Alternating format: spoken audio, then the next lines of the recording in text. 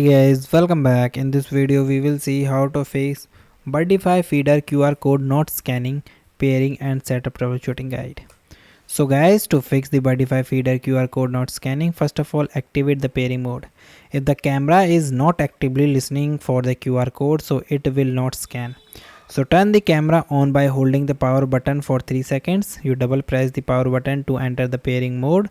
The indicator light should begin flashing blue and you will hear a periodic chime. Then guys, adjust the screen and distance. So guys, the camera can struggle to read the code if it is too close. So you hold your phone 5 to 15 centimeter directly in the front of the camera.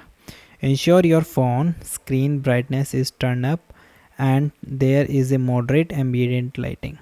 Make sure the camera lens is completely clean and free of fingerprints and that plastic protective film has been removed.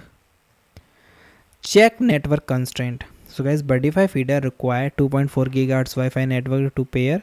So ensure your phone is connected to your 2.4 GHz network before generating the QR code. So 5 GHz network are generally not support for the initial steps. Then try alternative pairing. If the camera continues to fail scanning the QR code, some Birdfy models allow for the Bluetooth assistant pairing to bypass the issue entirely.